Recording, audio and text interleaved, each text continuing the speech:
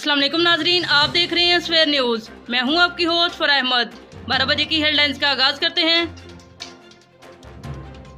Governor Punjab ने कहा है कि अपोजिशन तसल्ली रखे, इमरान खान 2023 तक हुकूमत करेंगे और हमारी पार्टी ही हर जगह जीतती रहेगी। सेंट्रल इलेक्शन में भी तहरीक इंसाफ ही जीतेगी। वज़ीर आज़म की ज़ेर सदारत आज एक इजलास होगा जिसमें कोरोना वैक्सीन की कीमत का पता चलेगा कि कोरोना की एक खुराक कितने पैसों में फरोख्त की जाएगी। इस इजलास के अंदर सियासी और माशी तरक्की के बारे में भी बातचीत की जाएगी। पेशावर में कूड़ा करकट उठाने वाली कंपनियां मुतहर्रिक हो गई। जगह जगह जो कूड़े के ढेर लगे हुए थे उन्हें उठाया जा रहा है और सफाई का इंतजाम भी किया जा रहा है। मुस्लिम लीग नून की पार्लिमानी कमेटी का इजलास आज इस्लामाबाद के अंदर होगा। मरियम नवाज भी इसमें शिरकत करेंगी और पार्टी के दीगर रहनुमा भी इसमें शिरकत करेंगे। लॉन्ग मार्च की तारीख दी जाएगी जबकि सेंट्रल इलेक्शन के बारे में भी मुशावरत होगी।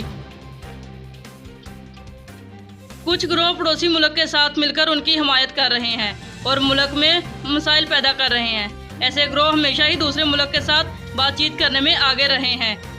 वज़ीर आला सिंध ने कहा है इनके खिलाफ कार्रवाई की जाए और सिक्योरिटी के भी सख्त इंतजाम किए जाएं।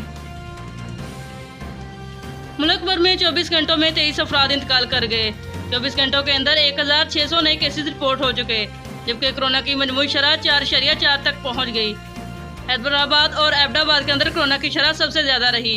एबटाबाद के अंदर कोरोना की शरह 11.2, जबकि हैदराबाद के अंदर कोरोना की शरह 13.1 तक रही, जबकि कोरोना की मजमूई शरह 4.4 तक पहुंच गई।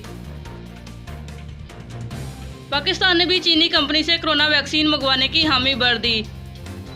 डॉक्टर हामिद नौशीन कहती हैं कि ये कोरोना वैक्सीन जो मंगवाई जाएगी सेंट नीजी से पहले तक पहुंच जाएगी। सबसे पहले कोरोना वैक्सीन तभी अमराज को लगाई जाएगी और फिर देर उम्र के लोगों को लगाई जाएगी। 8 लाख टन चीनी जबकि 2 लाख टन गंदम का ऐलान कर दिया गया। इनकी दरामद के लिए गौर व फिक्र किया जा रहा है।